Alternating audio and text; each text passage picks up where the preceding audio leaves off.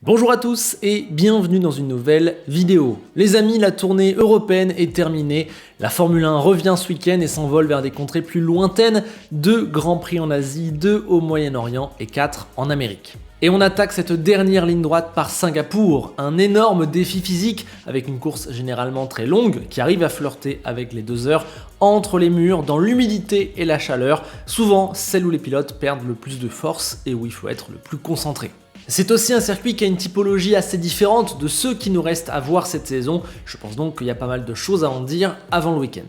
Et on commence par quelques informations pratiques. 15e des 22 Grands Prix de cette saison 2023, 14e édition du Grand Prix de Singapour, la première a eu lieu en 2008 et a été remportée par Alonso dans les circonstances que l'on connaît. Vettel est celui qui a le plus gagné ici, 5 fois, et Pérez est le dernier vainqueur en date. Évidemment un circuit urbain en plein cœur de la Marina Bay et qui reprend des routes utilisées au quotidien. Il mesure environ 5 km, je dis environ parce que cette année il y a une modification du tracé, on y viendra dans la dernière partie de cette vidéo. Et enfin, dernière info, les horaires, vendredi 2 séances d'essai libre à 11h30 et 15h, samedi FP3 à 11h30, qualif à 15h également, et puis dimanche le Grand Prix à 14h, le tout évidemment sur les antennes de Canal+. Bien, alors à quelle hiérarchie s'attendre ce week-end? Je vais faire un tour des forces en présence pour qu'on essaye de faire une petite preview de ce Grand Prix. Évidemment, on attend Max et Red Bull devant. La question, c'est avec quelle marge? Selon les types de circuits, ils en ont plus ou moins. On a vu par exemple qu'à Monza, c'était plus chaud qu'à Miami par exemple. Singapour, c'est beaucoup de virages à angle droit où la confiance dans la voiture doit être totale. Il y a aussi pas mal de zones de ligne droite. Il faut de l'appui, il faut réussir à bien freiner la voiture.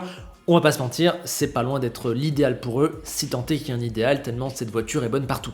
Alors pour gagner ici, il faut une chose, c'est la track position. Il y a 2 manières de l'avoir, soit directement en qualif au départ, soit en course via un under ou un overcut. On sait qu'ici c'est souvent l'undercut qui marche, on se rappelle de Vettel en 2019. Concernant la qualif, c'est l'exercice dans lequel Max a le moins de marge sur ses adversaires et où il peut donc être le plus battu car ça se joue aussi sur un seul tour. J'avais axé ma preview de Monaco là-dessus et effectivement ça s'est pas joué à grand chose, il a dû s'employer, Alonso avait failli le battre. Donc bon, il y a 2 éléments pour embêter Max ce week-end, soit lui chipper la pole et donc rester devant sur la piste, soit lui tenter un undercut si tant est que pendant le Grand Prix, le deuxième soit assez proche de lui. Bon, on peut aussi se dire que si Max n'a pas la pole, c'est lui qui va tenter l'undercut. Bref, évidemment, grand favori, mais rappelons qu'il n'a jamais gagné sur ce circuit parce qu'il n'aime pas particulièrement les circuits urbains. Oui, c'est vrai, mais quand même à cause des circonstances. Déjà jusqu'en 2019, il n'avait pas la voiture pour gagner. En 2017, il est même pris en sandwich au départ par les Ferrari alors qu'il partait deuxième. Et puis voilà, il n'y a pas eu de Grand Prix également ici pendant le Covid, toute l'ère où il a gagné plein de Grands Prix également. Et puis l'an dernier, rappelez-vous, il avait dû avorter son dernier tour de qualif parce qu'il n'avait pas assez d'essence pour passer les vérifications après. Il avait beaucoup râlé, il était parti seulement 8ème, il avait fini par faire une erreur face à Lando Norris dans le Grand Prix, il avait terminé 7ème, peut-être sa moins bonne perf de l'an dernier. D'ailleurs, le Grand Prix de Singapour 2022 avait vraiment été très bon, ça nous rappelle que ça peut vraiment être un bon terrain de jeu, parce que notamment c'est un défi pour les pilotes, mais attention, on se rappelle que doubler est assez compliqué ici. Au passage, j'ai regardé la météo et il y a de fortes chances de pluie pour dimanche. Encore une fois. Le plus intéressant sera donc encore une fois sûrement juste derrière Verstappen entre les places 2 à 6 du constructeur qui vraiment sont dans un mouchoir de poche. Je souhaite bonne chance à quelqu'un pour trouver le bon ordre ce week-end. Ferrari apparaît en bonne forme récemment et peut s'appuyer sur sa performance de Bakou, un circuit plutôt similaire, et aussi sur une dégradation pneumatique qui devrait être plus faible ici, ce qui va donc l'avantager. Pour moi d'ailleurs, Charles Leclerc est le pilote le plus sous pression ce week-end, battu par Sainz à Monza et auteur de plusieurs erreurs cette saison. Je pense vraiment qu'il doit se racheter, dominer, nous sortir une grosse perf, peut-être même monter sur le podium si la perf de la Ferrari est là. En plus, c'est un circuit qu'il aime beaucoup, c'est son style, mais c'est aussi un circuit où on peut rapidement faire une erreur. Donc ouais, pour moi, je vais avoir une grosse attention sur lui. Je l'attends d'autant plus que je pense que Ferrari a une bonne tête de deuxième force ce week-end, on verra. Mais attention, je pense qu'il y a 2 équipes qui peuvent être redoutables, à savoir McLaren et Aston. Les papayes ont envie de reprendre le cours normal de leur saison avec leur livrée spéciale ce week-end. Depuis l'Autriche, ils ont le niveau pour jouer le podium à chaque week-end, mais ils ont été en dessous lors des 3 derniers. À Spa, ils ont buté. À Zandvoort, ils étaient très forts, mais la stratégie sous la météo n'a pas été bonne du tout et donc le résultat n'était pas là. Et puis à Monza, évidemment, ils n'avaient pas assez de vitesse de pointe, donc on les a un petit peu oubliés. Mais il y a 3 grands prix, c'était eux les seuls qui étaient derrière Red Bull. Et étant donné que je pense que Singapour leur correspond mieux et qu'il n'y a pas de raison qu'ils aient chuté vraiment en termes de perf, je m'attends à McLaren vraiment très proche du podium. Quant à Aston Martin, Monza n'était clairement pas leur circuit vu l'importance de la vitesse de pointe, mais il faut se rappeler qu'après un coup de mou, le package apporté à Zandvoort avait permis à Alonso de rejouer les premières positions à nouveau. Sur un circuit qui leur correspond mieux, je m'attends à les voir à nouveau en bonne forme, mais attention, j'ai le sentiment qu'ils ont quand même moins d'aisance qu'en début de saison, donc je pense que je les mets derrière Ferrari et McLaren. Impossible évidemment d'exclure totalement du jeu Mercedes, mais je ne pressens pas quelque chose de formidable, notamment car leur saison est une petite succession de dents de scie, difficile de prévoir où va être bonne cette voiture et elle a du mal à trouver de la régularité. Pour autant, souvent, comme ils assurent les dimanches, en termes de points, ils sont assez réguliers et c'est pour ça qu'ils sont assez confortables. Ils seront donc là, mais je pense que ce qui peut les pénaliser, c'est la qualif. Ils sont généralement moins bons le samedi, et là, on sait que la track position sera importante. À voir. De toute façon, Mercedes, on a toujours trop du mal à anticiper depuis 2 ans. Alpine, elle devra s'insérer dans ce groupe d'écuries, mais pareil, elle galère le samedi, ce qui risque de compromettre ses chances. C'est bien dommage, parce que le dimanche, très souvent, ils sont dans le jeu. Ils arrivent à suivre le rythme quasiment des tout meilleurs, les Mercedes, les Aston Martin. Voilà, donc là, il faut réussir à s'insérer, il faut aussi effacer le 0 pointé de Monza et se rappeler que la saison n'est pas finie. Il reste 8 courses pour prendre le meilleur possible. Finalement, Alpine illustre bien à quel point c'est serré cette saison juste derrière Verstappen. 2 dixièmes, c'est la différence entre être qualifié 3e et être qualifié 11e. Et ça change tout à l'arrivée au classement. Mon prono final, c'est que derrière Verstappen, je vois un premier wagon où les 2 Ferrari, Perez et Norris, vont se jouer les places restantes sur le podium. Je parierais Verstappen, Perez, Leclerc. Ensuite, un autre wagon où il y aurait Alonso, les 2 Mercedes et Piastri. Et puis voilà, peut-être qu'une Alpine peut arriver à s'insérer là-dedans, je l'espère, mais je pense que ça va être assez compliqué. Derrière, j'ai l'impression qu'AlphaTauri restera une nouvelle fois l'écurie la plus capable d'être à la porte des points, mais un petit peu comme toujours malheureusement, il y a un petit détail qui se passe mal et il n'y a rien à l'arrivée. Est-ce que ce week-end ça peut enfin se concrétiser? Il y a quand même, je pense, 7 écuries plus fortes qu'elle. On surveillera également ce que fait Lawson, qui une nouvelle fois remplace Daniel Ricciardo et qui, je le pense, est un des favoris pour un siège AlphaTauri l'an prochain. Ce sera toujours intéressant.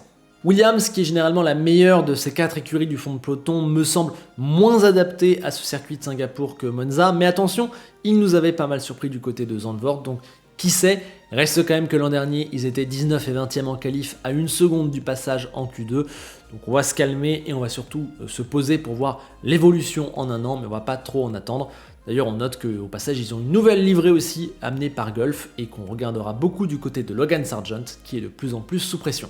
Est-ce que ce week-end ne serait pas celui de l'espoir pour Alfa Romeo, qui selon moi fait une saison vraiment très médiocre en ayant beaucoup de mal, mais qui apporte ce week-end un nouveau package d'amélioration? Peut-être, je crois que c'est le dernier de leur saison, le gros qu'ils attendaient depuis pas mal de courses déjà. On verra, on verra. Quant à Haas, voilà, malheureusement, eux aussi, ils ont prévu des changements, mais c'est plutôt, je pense, pour la saison prochaine, des grands chambardements. Peut-être que Hülkenberg, dans sa folie de cette saison, peut s'insérer en Q3, c'est possible, mais malheureusement, je pense que dans tous les cas, il n'y aura pas de points à l'arrivée, vu comment la voiture s'écroule le dimanche.